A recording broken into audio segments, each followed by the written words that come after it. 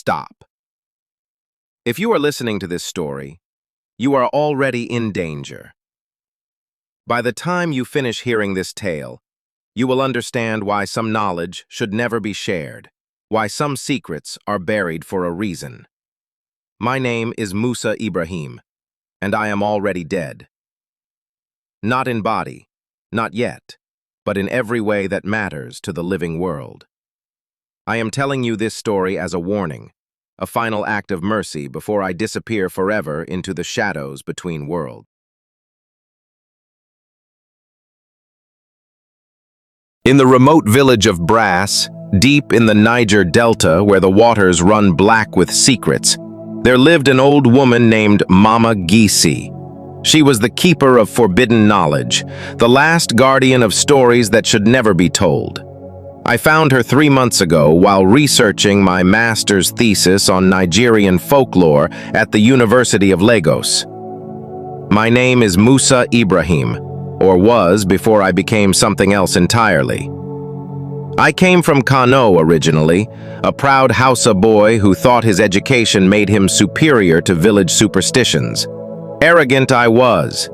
How foolish. I should have listened to the warnings. Professor Adamu, my thesis supervisor, pulled me aside before I left for Brass. "Not all stories are meant to be told, my boy," he said. "Some knowledge carries a price too heavy for young shoulders to bear." But I was 25 and brilliant, or so I believed. I had already published 2 papers on Hausa folklore. I was going to be the scholar who finally documented the lost traditions of the Niger Delta. I was going to make my ancestors proud. Instead, I doomed them all. Brass Village seemed ordinary enough when I arrived during the dry season. Fishing boats lined the muddy shores, children played in the dusty streets, old men sat under baobab trees, sharing palm wine and complaints about the government. It looked like 100 other villages I had visited during my research. But there was something wrong with the silence. In every other village, the elders loved to talk about the old days. They would compete to tell the most dramatic stories, to claim the most powerful ancestors. In Brass, mentioning folklore was like throwing ice water on a fire. Conversations died. Eyes looked away. People found urgent reasons to be somewhere else. "We are simple fishing people," Chief Doi told me on my second day. "We have no special stories. Perhaps you should try the next village." But I had not traveled 12 hours on bad roads to be dismissed so easily. So I waited. I noticed how the fishermen avoided certain parts of the forest. I saw how the women made protective signs when the wind blew from inland. I heard how conversations stopped when I entered rooms, resuming only when the topic had safely shifted to weather or the price of fish. Most telling of all was Mama Gisi. She sat every day outside her small house, ancient beyond measure, weaving baskets with fingers that should have been too frail to work, but produced art that made other women weep with envy. Her eyes were clouded with age, but they seemed to see everything, especially things that weren't there. When I walked past, she would stop weaving and turn her blind gaze toward me, as if listening to whispers only she could hear. On my 5th night in Brass, she called out to me, "University boy," her voice crackled like dry leaves. "You seek something that does not wish to be found." I approached respectfully, removing my cap. "Good evening, Mama. I study the old stories," she laughed, a sound like water over stones. "Stories? You think our pain is entertainment? You think our nightmares are fairy tales for your books? I want to preserve the traditions, Mama, so they won't be lost when we old ones die." Her blind eyes seemed to burn through me. "Tell me, educated boy, what will you do with a story that bites back? What will you do with knowledge that demands payment in blood?" Before I could answer, she had turned back to her weaving, humming a tune that made my skin crawl. 3 days passed before Mama Gesi spoke to me again. By then, I was desperate. My research grant was running out, and I had nothing to show for weeks of investigation. My reputation as a serious scholar was at stake.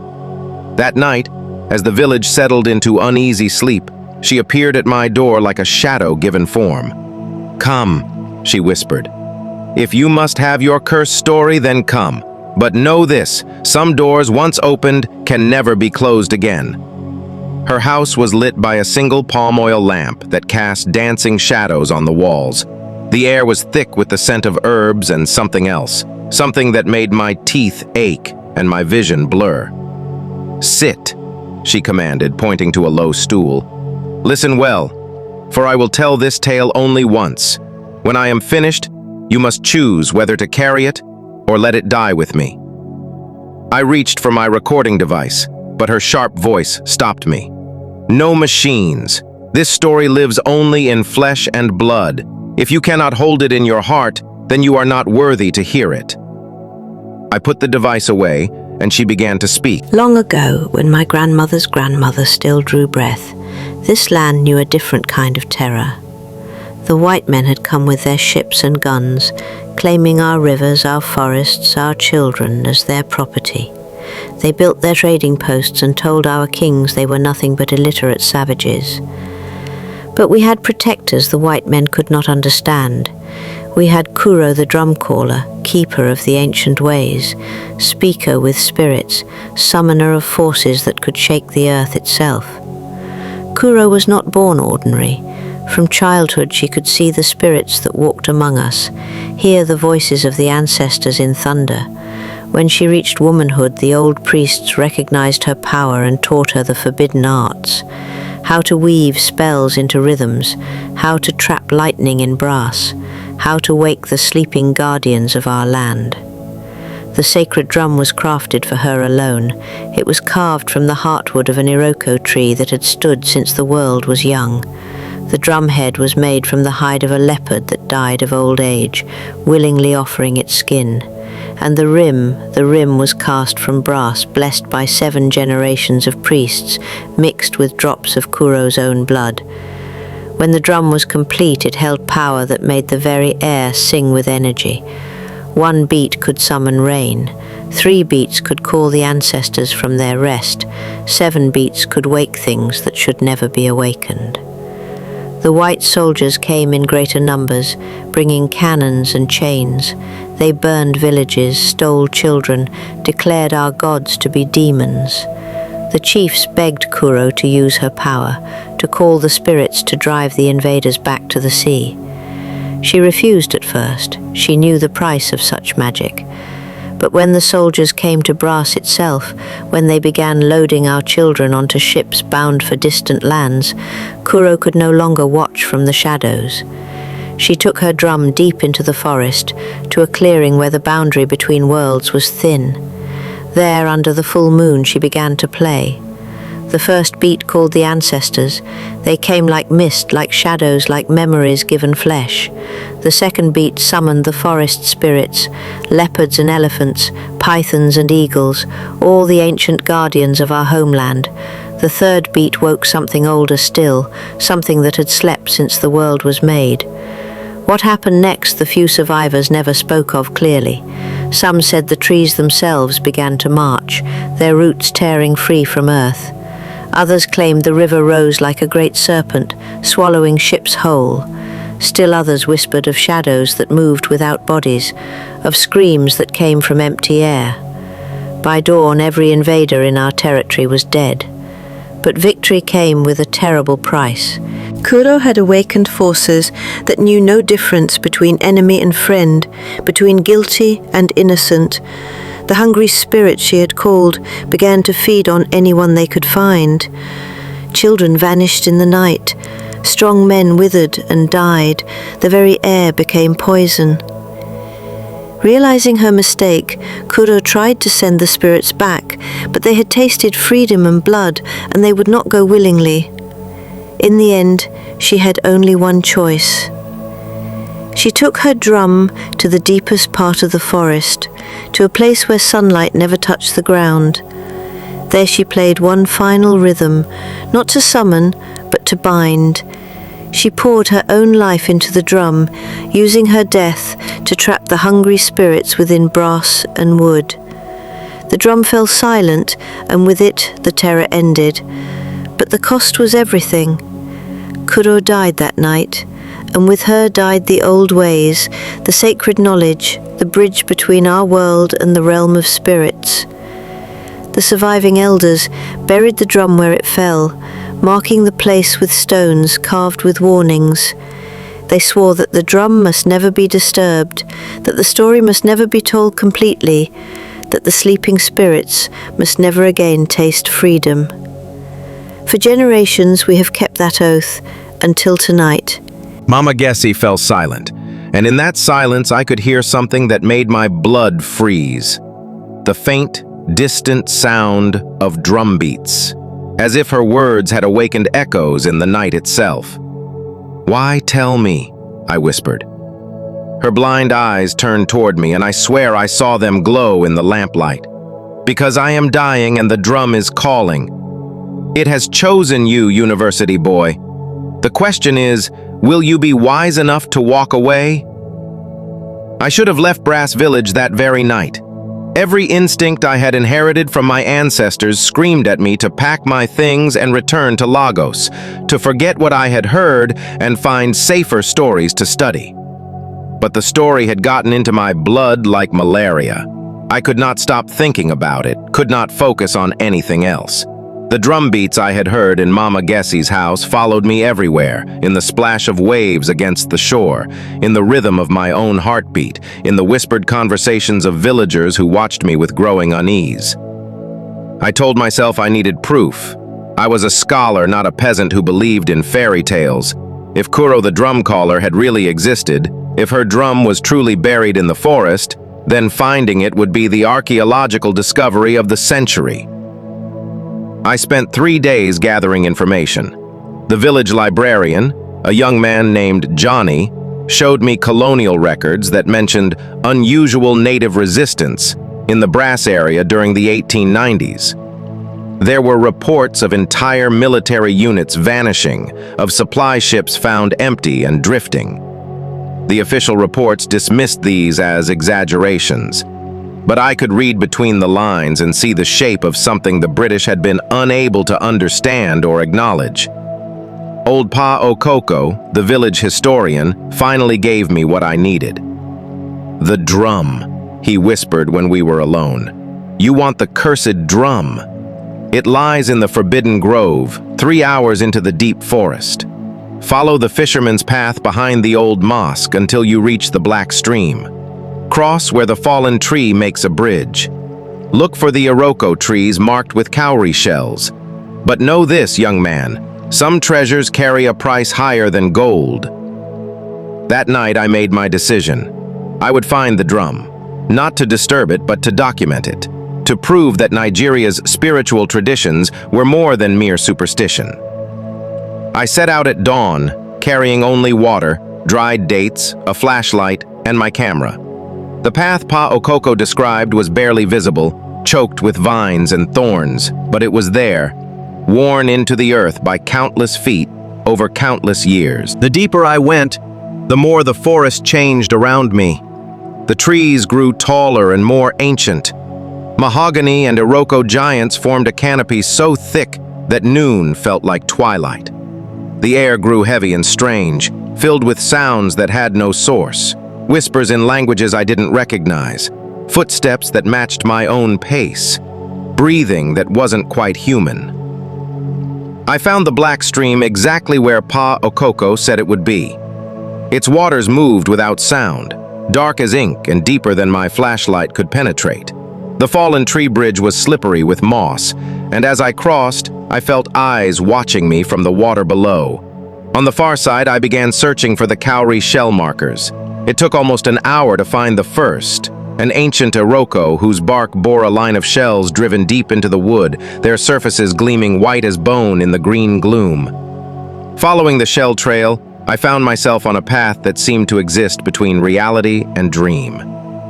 The very air shimmered around me, and more than once I glimpsed things in my peripheral vision that vanished when I turned to look directly. The Forbidden Grove, when I finally reached it, was like stepping into a cathedral built by spirits. Ancient trees formed a perfect circle around a clearing carpeted with leaves that never seemed to decay. In the center stood a single massive Iroko, its trunk so wide that 20 men could not have embraced it. And at the base of that tree, barely visible beneath centuries of fallen leaves, was the outline of something buried. My hands shook as I knelt and began to brush away the debris. Gradually, the shape revealed itself, a drum wrapped in what looked like leopard hide, bound with ropes that had somehow resisted decades of rot. It radiated presence like heat from a fire. The brass rim was green with age, but still gleamed dully. Strange symbols covered the wood, symbols that seemed to move when I wasn't looking directly at them. I took photographs from every angle, documenting my discovery with the excitement of a true scholar. This was proof. This was vindication of everything I had believed about the persistence of African spiritual traditions. Then, almost without thinking, I reached out to touch the drumhead. The hide was soft beneath my fingers, supple as if it had been crafted yesterday. The moment my palm made contact, electricity shot up my arm, not painful but shocking, like touching a live wire made of pure energy. And in that instant of contact, I heard something that turned my triumph into terror. From deep within the drum came the sound of a heartbeat, slow, patient, hungry, the heartbeat of something that had been sleeping but was no longer quite asleep. I jerked my hand back, but it was too late. The connection had been made. As I watched in fascination and growing horror, the drum began to rise from its bed of leaves, floating upward until it hung in the air before me. The symbols on its surface were glowing now, pulsing in rhythm with that terrible heartbeat. And from the depths of the forest came answering sounds, the rustle of things moving that should not move, the whisper of voices speaking words in tongues that predated human speech. I had awakened something that had been meant to sleep forever. I ran from the grove like a man fleeing from his own death. Behind me, I could hear the forest coming alive with sounds that had no place in the natural world, chittering, whispering, calling my name in voices that belonged to no living throat. By the time I reached Brass Village, my rational mind had constructed explanations for what I had experienced. Hallucinations brought on by dehydration, optical illusions created by filtered sunlight, the power of suggestion working on a mind already primed by Mama Jessie's dramatic storytelling. But that night, as I lay on my narrow bed trying to sleep, the drumbeat returned. Faint at first, like a pulse heard through a doctor's stethoscope, but growing steadily stronger. It seemed to come from everywhere, from the walls, from the floor, from inside my own chest. Thum, thum, thum. The rhythm was hypnotic, compelling. Without realizing what I was doing, I found myself tapping the pattern with my fingers, then with my hands, then with my whole body. The beat felt right, felt natural, felt like coming home to a rhythm I had known all my life. When I finally fell asleep near dawn, my dreams were filled with shadows that danced to the drumbeat, with voices that whispered secrets in languages older than civilization. I woke to screaming. Mrs. Pear, who ran the small shop where I bought supplies, was standing in her doorway wailing like a woman who had lost her child. Inside her shop, every piece of dried fish had turned to dust overnight. The palm wine had curdled in its containers. Even the metal goods, pots, knives, fishing hooks, had begun to corrode as if touched by acid. "It is a curse!" she cried when she saw me. "Evil has come to our village. The ancestors are angry." Other disasters followed throughout the day. The village generator died and could not be restarted. 3 fishing boats were found with holes eaten through their hulls, though no one could explain what had caused the damage. Children began falling ill with fevers that made them speak in voices that were not their own. And everywhere, the villagers watched me with eyes full of suspicion and growing fear. It was young Benita who broke first. She was only 8 years old, the daughter of the village's primary school teacher.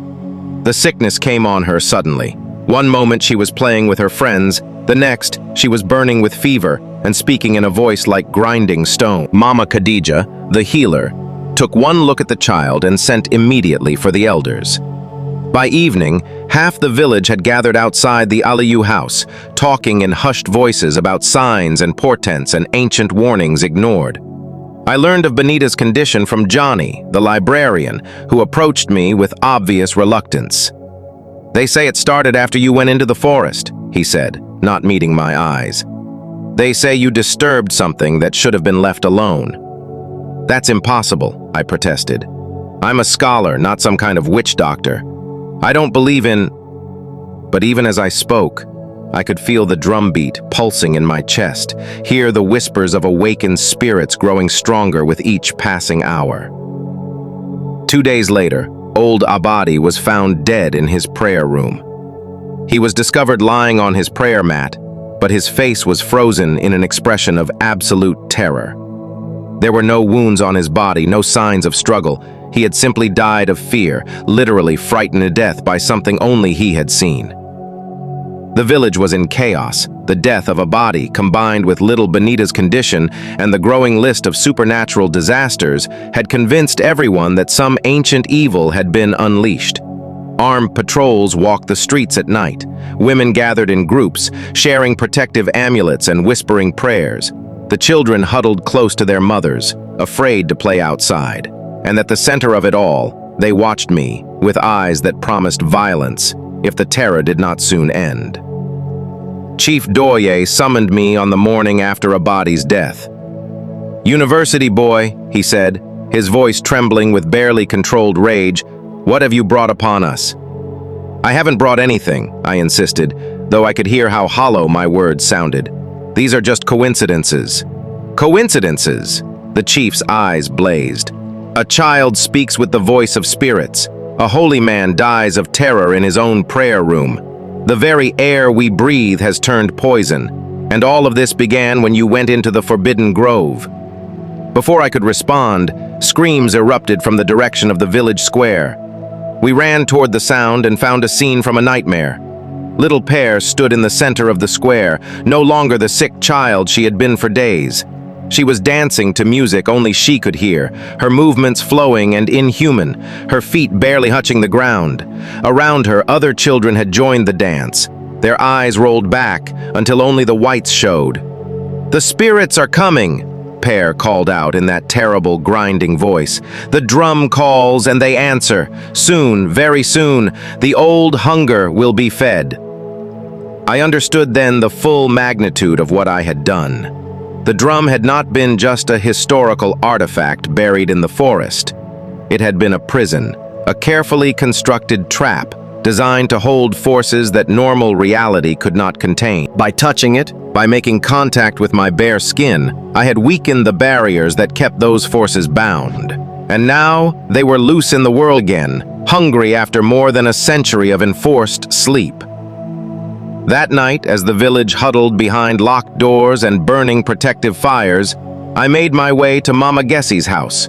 I found her sitting calmly outside, weaving baskets as if nothing unusual were happening. "I knew you would come," she said without looking up. "I saw it in my dreams, a young fool carrying the weight of unleashed spirits." "Mama, I'm sorry," I said, my voice breaking.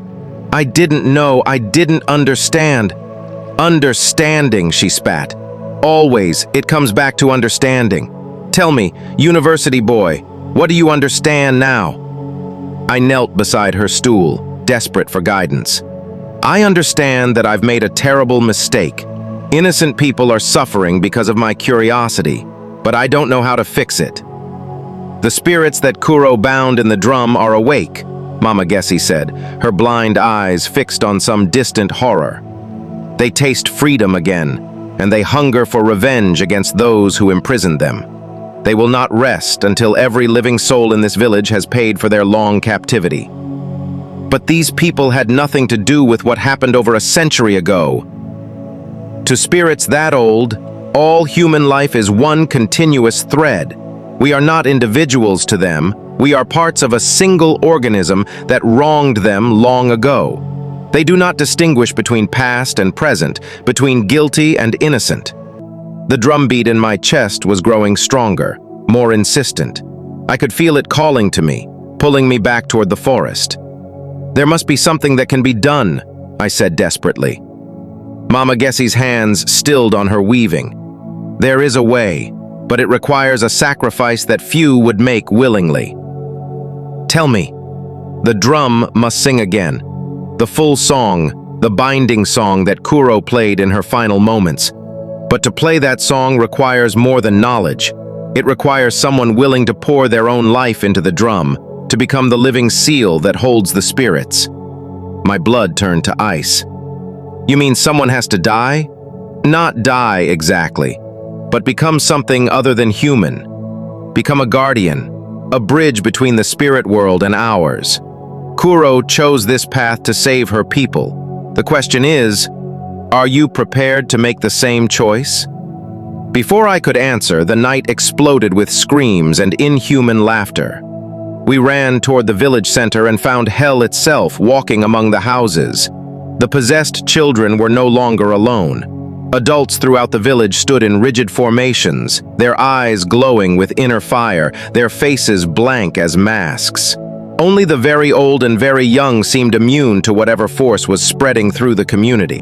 In the center of it all, little Pear danced with 3 other children, their movements perfectly synchronized despite the absence of any audible music. The air around them shimmered with heat that had nothing to do with temperature. "It's spreading," Mama Gessie whispered. "Soon they will have enough vessels to break free of this village entirely. They will spread across the delta like a plague, possessing the living, raising the dead." As if to confirm her words, a new sound joined the night, the distant beating of drums. Not the rhythm I carried in my chest, but something deeper, more primal, calling from the heart of the forest. "Kuro," I breathed. "Her spirit is trying to complete the binding song, but she's weak after so many years." "She needs help," Mama Gessie confirmed. "She needs someone to stand with her in the grove and add their strength to hers." I looked around at the chaos consuming the village, at children dancing to inhuman rhythms, at adults standing like sleepwalkers in the grip of alien minds. All of this was my fault. My curiosity had unleashed forces that threatened not just Brass Village, but potentially the entire region. "If I do this," I said slowly, "what happens to me?" Mama Gessie's blind eyes seemed to see straight through to my soul. "You become what Kuro became, a guardian between worlds, neither fully alive nor fully dead. You will live far longer than any normal human, but you will never know peace. The spirits will always press against your consciousness, and you must always be strong enough to hold them back. And if I refuse, then the spirits will eventually break free entirely. They will spread like wildfire across the land, turning the world into a reflection of their own hunger and rage." The choice was no choice at all. I made my preparations quickly, leaving my research notes with Johnny along with a letter explaining what had happened. Then I walked alone into the forest, following the sound of drums toward my destiny. The path to the Forbidden Grove had changed. Where before it had been barely visible, now it glowed with phosphorescent light that made it easy to follow even in darkness. The trees swayed in winds I couldn't feel, and shadows moved independently of their sources. As I walked, I became aware of presences following me, the hungry spirits that my touch had freed from their prison. They whispered as they moved, speaking of revenge and the sweet taste of freedom they had been denied for so long. The grove was transformed when I reached it. The great Iroko tree pulsed with inner light, and the drum floated before it, no longer the moss-covered relic I had discovered, but a thing of power that bent reality around itself. Standing behind the drum, translucent but growing more solid with each beat, was Kuro herself. She was not as I had imagined. The stories painted her as a fierce warrior, but the spirit I saw was worn thin by more than a century of struggle. Only her eyes retained their full power, ancient, knowing, filled with determination that death had not been able to break.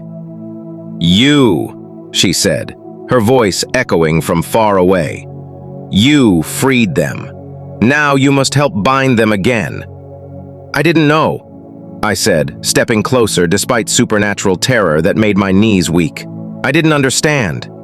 "Understanding is not required, only choice. Will you run back to your safe world of books, or will you stand with me and pay the price your curiosity has earned?" Around the grove, shadows deepened as the freed spirits pressed closer. I could see them clearly now, things that had once been human but were twisted by centuries of rage and supernatural hunger. What must I do? Place your hands upon the drum. Add your life force to mine. Together, we will play the binding song. But know that this requires a guardian, someone to remain here, ensuring the prison never weakens again. I thought of my family in Kano, who would never know what happened to me. I thought of my dreams of becoming a respected scholar. I thought of all the things I would never do, the life I would never live. Then I thought of little Pear dancing to inhuman rhythms, of a body dying of terror, of the village trapped in a nightmare of my making. I placed my palms on the drumhead. Reality shattered and reformed around me. I was simultaneously in the grove and somewhere else entirely, a realm where normal laws held no meaning. The spirits surrounded us, their rage and pain washing over me like floodwater. Now, Kuro said, we play the binding song. Follow my rhythm, but add your own strength. Think not of technique, but of purpose. She began to play, her hands moving in patterns that existed in more dimensions than the physical world normally allowed. I tried to follow, my untrained hands clumsy at first, but gradually finding the deeper logic beneath the complex rhythms. As we played together, I felt my life force flowing into the drum. Years of my existence were consumed with each beat, transformed into the spiritual energy needed to power the binding spell. But something else was happening. The chaotic spirits were responding, their rage slowly giving way to understanding. One by one, they found peace. Some faded away, finally able to move on to whatever came after death. Others chose to remain as guardians rather than instruments of vengeance. The binding song reached its crescendo, and with a sound like thunder, the last of the vengeful spirits was contained. The drum fell silent, its surface now bearing new symbols, marks that represented not just imprisonment, but healing. Kuro stepped back, and for the first time in more than a century, she smiled. It is done. The spirits are bound in understanding rather than anger. They will trouble the living world no more. And now? I asked, though I knew the answer. Now you take up the guardian's burden. You will watch over this place, ensure balance is maintained, guide any who stumble upon forces they cannot comprehend.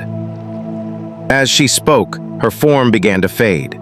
With the binding complete and a new guardian chosen, her long task was finally finished. Remember, she said as she became transparent as morning mist, knowledge without wisdom is destruction. Power without responsibility is chaos. Guard both the drum and the lessons it teaches. And then she was gone, leaving me alone with the drum and the weight of eternal responsibility. The village of Brass woke from its nightmare 3 days later as if from a fevered dream. The possessed villagers found themselves standing in the streets with no memory of how they had gotten there. The dancing children collapsed into natural sleep. Little Pear was the last to recover. When she did, she sought out her mother with tears streaming down her face. "Mama, I dreamed of angry spirits. They were so hurt, so lost, but then someone helped them find peace, a young man who couldn't come home." The villagers searched for me, but found only my research notes and the letter explaining what had happened. The university was told that Musa Ibrahim had disappeared while conducting field research, presumed lost to the dangerous waterways of the Niger Delta. Only Mama Gessi knew the truth, and she carried it in silence to her grave 2 weeks later, dying peacefully with a smile on her ancient face.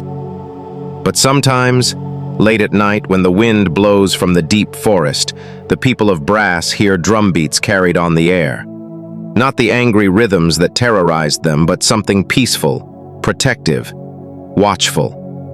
And sometimes, travelers speak of meeting a young man on the forest paths, well-dressed, educated, with eyes that hold depths of knowledge and sorrow beyond his apparent years. He warns them from dangerous places, guides them to safety, and vanishes when they try to thank him. The elders nod when they hear such stories. They know about guardians, about prices paid to keep ancient evils contained. They leave offerings at the forest's edge, dates and palm wine, dried fish and fresh flowers, gifts for a protector they will never see, but whose vigilance they depend on. And deep in the forbidden grove, I tend my eternal watch. The drum sits silent at the base of the great Iroko tree, but I know it is always ready to sing again if needed. I have become its voice, its guardian, its living seal between worlds. I think often of Kuro's final lesson, that knowledge without wisdom is destruction, that power without responsibility is chaos. I had sought to understand the old stories, to capture them like specimens in a laboratory. The forest changes with the seasons, but I remain constant. I watch over the sacred grove, guide lost travelers, ensure that the balance between worlds is maintained. I am no longer the curious young scholar who set out to collect forbidden folklore. I have become part of the folklore myself. And in Brass Village, when children gather around evening fires and beg for stories, the elders sometimes speak of the guardian of the grove, the young man who sacrificed everything to save his people from the consequences of his own curiosity. Knowledge, they say, is a gift that comes with responsibility. Some doors, once opened, require a guardian to ensure they never open again. The drum sleeps in its grove, bound by sacrifice and watched by love. And I stand eternal guard, protecting a world that will never know my name, but whose safety depends on my vigil. This is the story I was not meant to tell. This is the tale of the cursed drum of brass, and the price of knowledge that should have remained buried. If you have listened this far, if you have heard this story to its end, then you know what I know. The drum calls to those who hear its tale.